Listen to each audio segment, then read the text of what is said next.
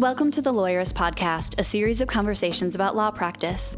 Each week, we talk with legal entrepreneurs and innovators about building a successful law practice in today's challenging and constantly changing legal market. And now, here are your hosts.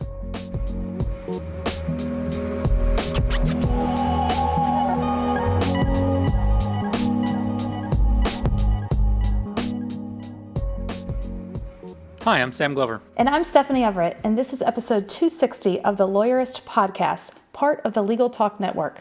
Today we're talking with Jonathan Hawkins about succession planning for retirement, but also for disasters like if you've been crushed by an anvil out of the blue sky.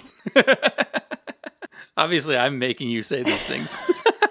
If today's podcast resonates with you, whether or not you have an anvil phobia and you haven't read the Small Firm Roadmap yet, get the first chapter right now for free at lawyerist.com/book.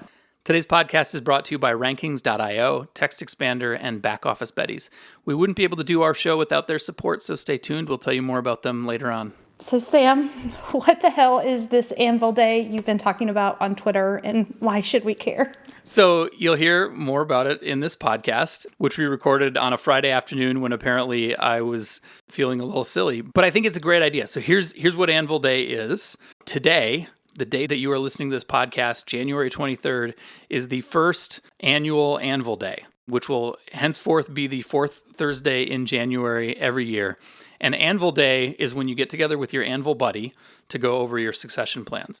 Jonathan and I are going to talk more about this, but what you need to know is that 1 year from today, you should have an Anvil buddy, and you should plan to meet for an hour or two or three over coffee or cocktails or social beverages or snacks or whatever, and go over your plan. Like, what are you doing for each other? Comparing your retainer documents, your disaster plan, making sure they know how to find your client files in case something happens to you so that they can help you close down your practice, transition your clients to somebody else. Well, not so they can help you, but so they can do that when you've been crushed by an anvil. So, because, anvils happen. Maybe, but stuff does happen. I'll give you that we should be prepared. And And I agree that doing this kind of succession planning and prep work, and some state bars are now requiring it in your annual renewal to identify who that person is. This seems more practical to me than, I know some people who are like got go bags ready in case the end of the world comes. This isn't that. This is actually something that's really smart and what you should be doing for your business. Yeah, I think it's just a good idea, and making it an annual event where you update each other seems fun, and calling it Anvil Day makes me laugh. So we will be celebrating Anvil Day 1 year from today, which should give you plenty of time to work on the first draft and find your anvil buddy and start getting things in order so that if you get hit by an anvil at some point, you'll be good to go. Yeah. So now we've got a brief sponsored conversation with Chris Dyer from Rankings.io, and then my conversation with Jonathan. My name is Chris Stryer. I'm the CEO and founder of Rankings.io. We help elite personal injury attorneys dominate first page rankings. Welcome to the podcast, Chris. One of the things that you and I were talking about that we wanted to cover during this segment was how long it should take for lawyers to see results from an SEO campaign. Is it a long time? Is it years or a year? Is it months? What is reasonable? Yeah, so that question gets hit up every single prospect I talk to says, how long does it take to get results? And everyone says 6 months, but that's kind of like an arbitrary number. So really it comes down to what's the current setup? What's their current state? How is their website architecture? So sometimes a redesign may have occurred, and simply fixing some 301, some 404, some structural issues, you can actually get results very quickly. That's the other thing that occurs when you see these firms that have been around forever. You get asked frequently, how are these guys ranking? They're not doing anything digital. But what they have done kind of naturally is they've established their prominence through branding, through TV, and they get all these natural backlinks. And it's really hard to combat that in a short amount of time. So really, it just depends on the location, the competition, and where your current state is, how many backlinks you have, how much content you have that you can use as leverage to obtain those rankings. But assuming that you've got a good foundation to work with, the answer could be weeks. Yeah, it could be weeks. You could submit it to Google Search Console. You could, get your content crawled very quickly, do the fetch and render. So it could be very quickly. A lot of times it takes more time than a few weeks to get the site crawled. But your most important pages that have a lot of accessibility could certainly be crawled early in those first few weeks. It's just the deeper pages may take longer. It sounds to me like the trick is a blanket estimate like 6 months or a year is just, maybe that's a rule of thumb, but not great. The reality is that if you hire an expert SEO consultant, they should be able to take a look at what you have and give you a reasonable prediction of what kinds of results you're going to see when. Absolutely. And it also comes down to production, right? So if an agency's hired, now I know it's a larger investment for more production, but if an agency comes in and does 100 high quality articles in the first month and has a very large link acquisition strategy with lots of hands on deck, you could receive results very quickly, as opposed to the common contract that you see 4 blogs a month and X amount of links per month. Well, that's what everyone does. So you're not gaining any ground there. You're not gaining any market share. So say more about the kinds of content, because I assume you're not just blasting out content in the ether. You're actually thinking about what kinds of blog posts, what kinds of content strategies are going to actually leverage work and money and budget to get the most results. Yeah, so there's 3 main phases of the funnel, right? So there's top of the funnel, middle of the funnel, and the bottom of the funnel. Most attorneys just do bottom of the funnel content, which are your practice area pages, your sales pages. That's when somebody is like shopping for a lawyer. Right. That they have the intent to hire. So those pages don't have to receive as much traffic to actually generate an ROI. However, what's often ignored is the top of the funnel. That's the awareness content that can apply to a much broader audience. That content has the benefit of attracting links and can really help your link acquisition strategy. And it's often ignored. And the idea there is that what you're trying to do is make sure people understand, in the case of personal injury, let's say, about what to do in the event of a car accident, or maybe even more broader, like how many car accidents are happening this month, things like, is that the kind of thing that you're talking about there? That's a great question. I would actually consider that more the middle of the funnel, the questions about legal advice. Top of the funnel, I'm talking really broad, like new technology, smart cars, smart watches, things that happen in the technology sector where you could get potentially featured on a technology blog that links to your law firm, because it's very difficult to do link building because nobody wants to link to a car accident lawyer. I see. The strategy there is the big strategy of getting those prominent, high traffic, high authority links from websites that then are going to boost your performance at the middle and the bottom as well. Yeah, so a lot of times with the link acquisition strategy, we will create content, all this legal content, and then try to do a link building strategy. Whereas opposed, you should identify your targets and your prospects, the websites that you want to get links from, create content for them. And it's a much better strategy to help your conversions for links. I think what we've also revealed is that there's a lot of nuance to the work you do.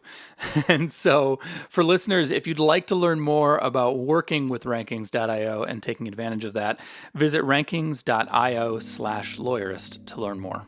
Thanks so much, Chris. Thanks, Sam.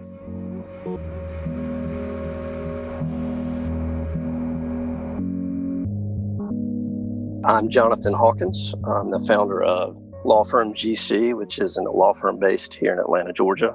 And I'm a business and ethics lawyer for lawyers and law firms. Your website says you're a business lawyer for lawyers. That's right. That's right. So I'm curious, we've had a couple of other business lawyers for lawyers on the podcast, Paul Floyd, Eric Cooperstein, who's the malpractice lawyer for lawyers. I'm curious, how many lawyers go and hire another lawyer to do their business work? I assume you're not starving, but I mean, it doesn't feel like that's the kind of thing that most lawyers have the self-awareness to hire out. You'd be surprised, especially Atlanta. There are a lot of lawyers here in Atlanta. Mm-hmm. And, the way I got into this, so I used to do a lot of business divorce work, just any type of business. Mm-hmm. And then I started litigating law firm divorces. Meaning two partners are angry at each other and want to split up and take the business. Exactly. And those cases can get pretty contentious.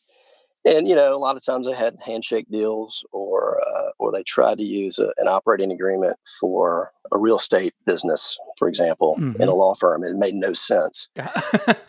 Hey, we found this form. Let's just use it. Exactly. And, I don't know if they found it themselves online or somebody gave it to them. But, I started to see all these issues in litigation. So wait a second, we can draft better agreements here to avoid a lot of these issues or minimize them if there ever is a dispute in the future. So I started drafting agreements. But then, there's this whole set of ethics rules that apply to us that set parameters and limits on what law firms can and can't do that, don't really apply to other businesses. So, and then their ethics opinions and case law. So you alluded to this a moment ago, but it is my suspicion that most lawyers don't do a lot of advanced planning around the things that eventually end up coming up when it comes to splitting up a business or somebody leaving or retiring, that kind of thing. It's been my experience a lot do not. Now, if they've been through it once, they Makes definitely sense. plan the next time. Yeah, I bet. And I've been there too. You're excited. You got a new partner. You're about to conquer the world. Then all of a sudden you get busy. You say, we'll deal with this later. And then, 2 years later, you're still busy and you haven't dealt with it. And then maybe somebody says, you know what, I don't want to do it anymore. And Well, and it may be more complicated at that point too, right? So exactly. You've got a lot of clients you got to deal with and staff and leases and other things. And at that point, it's, we'll get it done, but it's a lot messier than it could have been if you had dealt with it on the front end.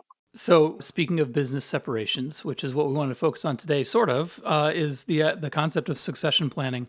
And the ideal, as you've alluded to, is you sort of take care of it at the beginning. It's part of your forming the business is deciding how you want the business to end or transition. What does the reality more often look like? The reality is people don't really think about it till they're ready to retire or hang it up. And by that point, we can get it done. But again, it's not the ideal situation. So how much notice do you usually get? Like 3 months or 3 years? It depends. I've had some where it's, now. I'm leaving now. I want to leave now. And I've had others that are a little bit better. I want to do a 5-year transition. That I can work with. That sounds pretty reasonable. It is. And that's probably ideal because you want to, spend the time to transition to other people in your firm or to another firm or wherever, or just shut it down. Some people just want to shut it down. You and I were talking before I hit record about kind of the weirdness of the legal market. One of the ways to get out, one of the ways to plan for succession is to sell your firm, obviously. From your perspective, is there much of a buying and selling market for law firms, or what does it look like? From my experience, there's really not much. You've got, I know the ethics rules here in Georgia and most of the model rule-based ethics rules allow what they say the sale of a practice. But if you actually read the rule, it's almost impossible to meet all the requirements of it. Oh, really? Huh. In practical terms. So, for example, the rule requires, it says you cannot disclose specific client information to the buyer without getting client consent. So basically, if you're thinking about selling, you got to get all your clients and say, hey, I'm thinking about selling. Can I disclose all your information to this potential buyer or potential buyers before you can disclose it? And so, from the perspective of the seller, that's just really not going to be practical. And then, if I was a buyer, I would not want to buy it unless I could look under the hood and see what the cases are like, Yeah, and your clients would say, sure, as after I've met them. Yeah. And so, and that is the practicality of it is, can you really go and market and sell your practice under those rules? And I don't really think you can. So my lawyer brain immediately goes to, well, easy way around that. Just come up with some way to affiliate your firms beforehand so that you're not giving it to a different company, but you're actually sharing it with another lawyer at your firm. Does that work? Bingo. That works. Yeah. Okay. That is a method I use a lot. So one way to do it, if you're a solo, for example, you can become affiliated of counsel with a firm. And then that way you're affiliated, you can share all the information, you can share fees, you can do all sorts of things that you can't do when you're not at the same firm. Is there like a reasonable overlap before they actually fire you and keep your clients? Typically I see, again, it depends on how quickly somebody wants to get out. It also depends on the type of practice, but, 2 to 5 years is usually sort of the range. That's enough time where your clients can actually get used to the new firm and it's not going to feel too crazy when you leave. Exactly. You get integrated to the new attorneys. You prove to the new firm that you can actually transition the clients. They're starting to perhaps see some revenue from those transition clients. And we're not talking about like a 48 hours, like we've made you of counsel. 2 days later, we give you a big check and you walk out the door and you're done. I've never seen that. Okay. If anybody has ever seen that, I'd love to talk to them. I'm just trying to find the edges, So that's one way out is selling over a period of time. The other way out is getting hit by a bus, right? Yeah, and that's, I think any attorney, particularly solos, but solo plus a team of associates needs to have what I call a triage plan, and it's not a true succession orderly type plan where you're selling your practice or trying to transition it. It's what happens if I get hit by a bus tomorrow? Who's going to take care of the clients, etc. I think you actually ethically have to do this, right? Like you can't, not necessarily ethically under the rules, but just like as a person, you have to decide what happens to your clients if you die or your office burns down or you get stuck in Europe. I don't know. Like you have to figure that out. I agree. I think, it's not required in a lot of states. There may be some states Really? that you have to set up a plan. I think there are, not here in Georgia, at least not yet. But it's smart. I mean, if you don't, do you want to leave your family holding the bag, trying to clean this up? Well, that's my question. What happens? Like my wife is a lawyer. And so while I was practicing, we had sat down and like she was my disaster plan because we had sat down and talked through this. And I made sure she knew how to access my client files, how to get my passwords, where my bank accounts were. And we had, kind of a plan for the things she would do to shut down the business and transition clients to new lawyers and stuff. So in that case, I was comfortable leaving it to my family, but that was a plan. And she was another lawyer who shared my ethical duties.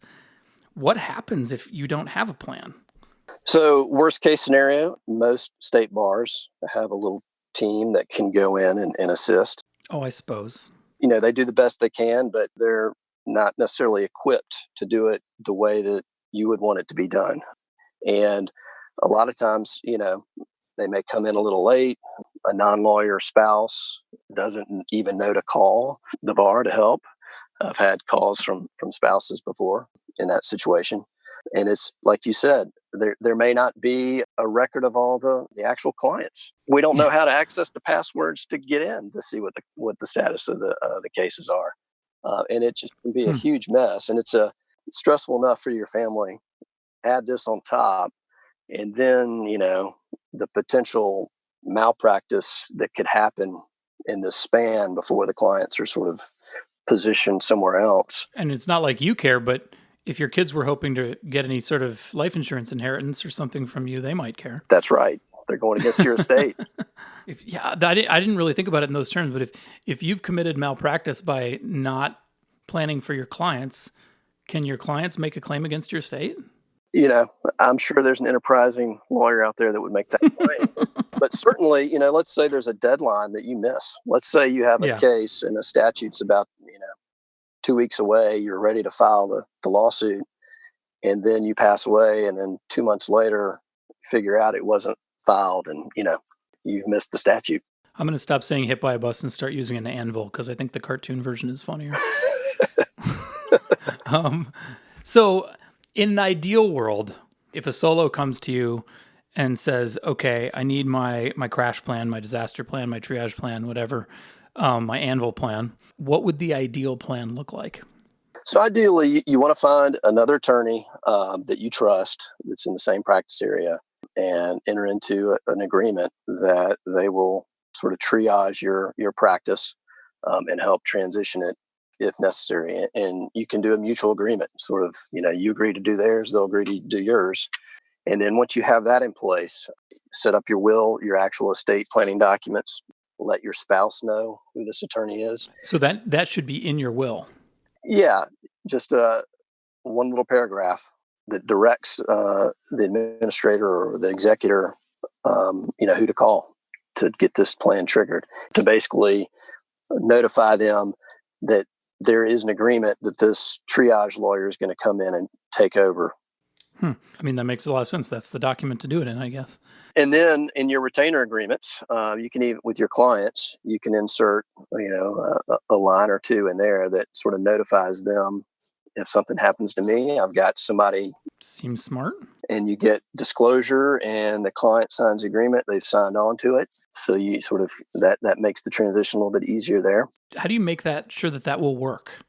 I mean, I'm thinking you and that lawyer need to have a plan for how they will access your practice management software, how they will access your client files, how they can get in the front door of your office, right? I mean, there's some planning around that. That's part of it too. So you need to have that lawyer come in your office. You need to show them where the stuff is. If you have some staff, you want to introduce that lawyer to the staff and say, if something happens, this lawyer is going to be coming in.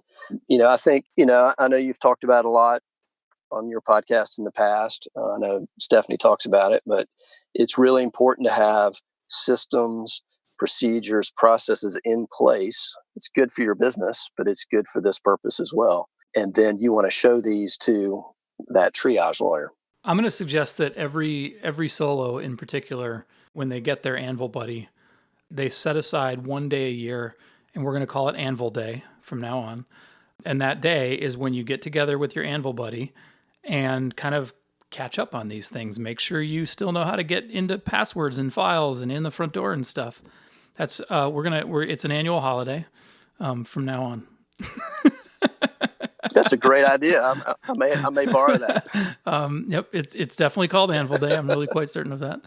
We need to take a quick break, and when we come back, we're going to talk less about anvils and more about how this might work, how succession might work differently at a firm with at least two partners. So we'll be right back. Support for today's episode comes from Back Office Betties, the only virtual receptionist company exclusively dedicated to small law firms that offers unlimited calls. Betty's boutique service boasts customized call handling and virtual assistant services provided by highly trained, relentlessly friendly team members ready to help grow your firm even when you're out of the office. Visit backofficebetties.com/lawyerist to get a free 1-week trial and use the promo code podcast to receive $150 off your first month of service. Support for today's episode comes from Rankings.io, a search engine optimization agency working exclusively for personal injury law firms. Simply put, Rankings.io helps personal injury law firms dominate first-page rankings. You'll never have to chase them for an update or hunt them down for an answer. Your clients expect you to be accessible, and Rankings will meet that standard for communication and transparency. You'll have a full team of SEO specialists fighting to put you at the top of Google search results. Personal injury lawyer SEO is all they do, so all their processes, playbooks, and people are completely focused on generating qualified cases for your firm. Best of all, you'll be one of an elite few. Delivering exceptional service and results requires focus, so Rankings.io carefully vets clients before accepting them. It's an ideal fit for growth-oriented personal injury law firms. To see if you're a fit, visit rankings.io/lawyerist to get started. Lawyerist podcast listeners can get 20% off an SEO discovery audit using coupon code LAWYERIST. Unlock your team's productivity with Text Expander. You can easily insert text snippets in any application from a library created by you and your team. You'll reduce errors and increase productivity. Text Expander can save you so much time, it's like getting an extra employee. Text Expander is available for Mac, Windows, iPhone, and iPad, and Chrome. Show listeners can get 20% off their first year. Visit textexpander.com/podcast to learn more about Text Expander. Okay, we're back, Jonathan. So I am reluctantly going to transition us away from talking about anvils hitting solos, which doesn't mean I think solos ought to be hit by anvils. I just like that.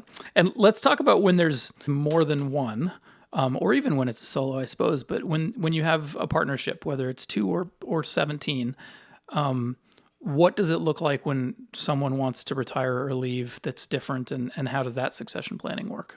Again, depends on the firm and the size of the firm. I have often, when I draft partnership agreements, there are provisions in there that specifically address sort of the transition, whether it's a sort of an orderly retirement, what that means, how do you transition the clients, what sort of quote retirement benefits are you going to get paid and over what time. That feels crazy to think about, like 20 years before it comes up. Yeah. I mean, if I'm a 30-year-old lawyer partnering with another 30-year-old, that's so far down the road. And I've had some strike that paragraph out of the partnership agreement. They're just like, we'll just delete that. We don't need to talk about retirement. But when you have different generations, it definitely becomes important. So you may have a 58-year-old and a 32-year-old partnering up, and you want to plan on that. Which, like we started with, may be a strategic decision where the younger lawyer is intending to take it over. So you might have an idea of what that ought to look like. Yeah. And I've structured those before as well. You mentioned an interesting problem before we hit record, which I had never thought about, but seems like a really important one. I don't know what the critical mass is, but But let's say you've got a firm of 10 partners and one of them is going to leave and they leave behind a book of business. And so partner 2 decides to take over their book of business. Well, holy crap, that partner now has essentially a double book of business. Why would they stay at that firm where they're still getting the same partnership share? That is a big problem. I've been privy to conversations where a senior partner would say, my plan is I'm going to retire and I'm going to sell my book of business, quote, to the firm. And let's say that partner is a transactional partner. The litigation partners are like, why do I want to pay for that? Because it's going to land in the lap of one of my transactional partners. And then once the book of business has been transitioned, they're going to come back next year and say, you know what? I've got a much bigger book of business now. You got to pay me more or I'm leaving. And, you can't really, for the most part, have non-competes in law firms and non-solicits. So there's really not a whole lot you could do. So why would the firm, and when I say the firm, I mean all the partners, chip in to pay for a book of business for one or two partners? I feel like this is a really good example of what is so wrong with the way that law firms are structured, but let's move on. Is it realistic then to expect that one partner might buy out another partner or that you might sell your book of business to someone at another firm? Yes, I think that's probably the easier approach is you find your lieutenants or successor attorneys, and you could even break up your book among the different attorneys and say, I think you've done a lot of work for these clients. I want to transition those to you, and these others over here go to this other partner. And then you basically have deals where those partners are basically buying you out, not the firm. It's the partners. Very interesting. Does that work? I mean, I suppose it does. I think so. I mean, it seems to. Again, you've got to have people willing to do it. The other thing we talked about was, how do you pay? Is it a lump sum or is it paid over time? And I've rarely seen a lump sum paid or not a very large one. And so the successful transition and a sort of basically a payment plan over time is the way you would address it. So if you have a written agreement and the way the ethics rules work, if you're within the same firm and you have an agreement on how to split fees, you don't have to disclose it to clients. You don't have to get their approval. Do you have to be at the same firm during the entire payout? No. Like if we execute that agreement and then I leave, but I keep getting paid out over 5 years, does that cause a problem? No. Okay. At least not the way I read the rules. If you were at the same firm and you enter into an agreement on how to split fees, there's an exception, at least in Georgia, or a comment in the rules that say the sort of the disclosure requirements and approval from the clients don't apply. Yeah. We skipped over one of the key things and one of the most popular questions, I'm sure, which is, okay, so what is my book of business worth? Or what is my solo practice worth? Or my small firm? I've heard that a lot. I know some lawyers like Patrick Pallas out in Washington are trying to work on ways of valuing firms so that they can come in and buy them. But how do you figure that out? What is it worth? Well, my smart ass response is it's worth whatever somebody will pay you. I like smart ass responses. The way I look at it, there are different types of practices are worth different amounts. So there are practices like high volume residential real estate closing firms or high volume advertising lawyer firms. And that could be, personal injury, divorce, whatever. There's more of a machine behind it. There's an operation. You got lots of employees. You got systems in place. They're coming to the firm, not necessarily to one lawyer. Those firms, in my view, are worth a lot more and would be worth spending more on because you're buying an operation. That makes a ton of sense. Yeah, and then on the flip side, you've got a solo that it's a pure referral based business. That's just going to be worth less to a potential buyer because it's hard to transition the referral relationships. I mean, it can be done, but it's a longer process and it's more difficult. It seems to me too that buyers, that is other law firms, other lawyers, don't necessarily value law firm businesses in the way that other businesses might value businesses that they're trying to acquire. I think that's right. What's up with that? Well, lawyers, for the most part, we're not very good business people. Yeah, that's a thing. Another issue that I've thought a lot about, and I know you've had people on talk about it, is the prohibition of non-lawyers owning or investing in law firms. That is a huge component in all of this as well. Other businesses, a car wash or whatever, anybody can own that. So you could get a private equity fund that's their goal is just to buy up a bunch of them and use economies of scale to make them all run better. But they have access to capital. They can go out and raise money to be able to do it, get investors, where lawyers pretty much either got to have the money or you're going to have to borrow it from a bank or some lender. And it just limits your ability to go out and roll up a bunch of law firms. It sounds like Patrick Palace is doing something. We definitely know some firms, especially in lab, who are at the point where their firms are running efficiently enough that they can start thinking about they just need to feed more clients in the front end of the machine. They've got a level of quality. They've got their procedures down. They know how they're doing things. I think Patrick is one of those. And so they're starting to think about, well, how can we just buy practices with potential, essentially buy clients in bulk? And I think that's an attitude that not a lot of lawyers traditionally have. And I mean, I said to you earlier, the reality is, and this is a little bit weird, but if I'm a personal injury lawyer considering buying your firm, if you close your firm without a buyer, I'm still going to get some of your clients. That is the way the local market is going to work. So, which is kind of a weird thing. And maybe people bank on that. I don't know. You could buy, a reputation, let's say, someone who's been around a long time, and you buy that reputation, but you got to keep that lawyer on. There'd have to be an extended buyout. And you're right. Lawyers don't think this way. It has not really been in the law practice, this kind of thinking.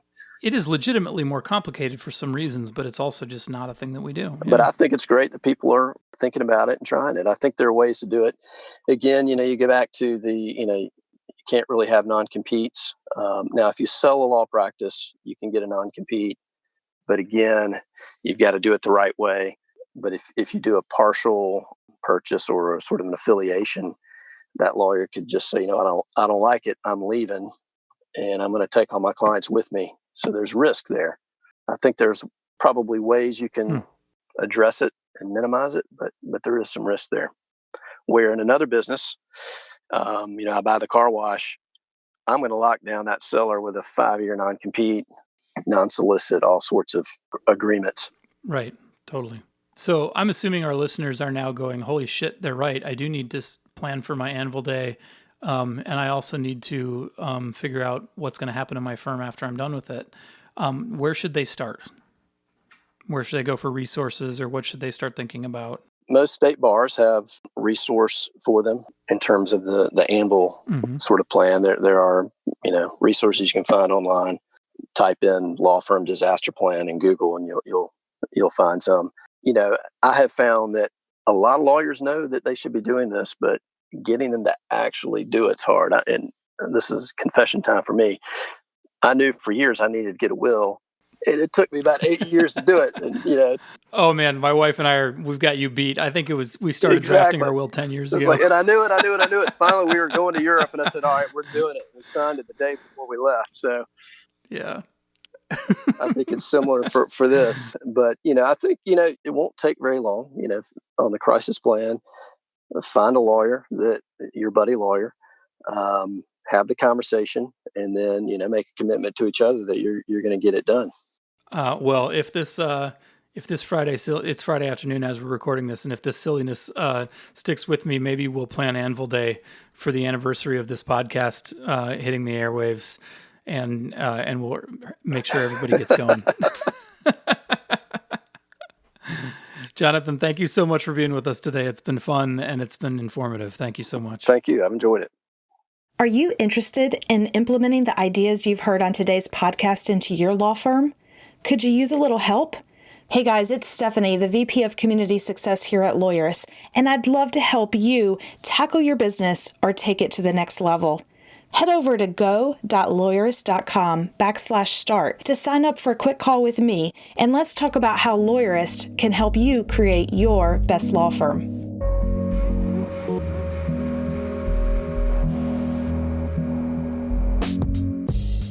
Make sure to catch next week's episode of the Lawyerist podcast by subscribing to the show in your favorite podcast app. And please leave a rating to help other people find our show. You can find the notes for today's episode on lawyerist.com/podcast. The Lawyerist podcast is edited by Paul Fisher. The views expressed by the participants are their own and are not endorsed by Legal Talk Network. Nothing said in this podcast is legal advice for you.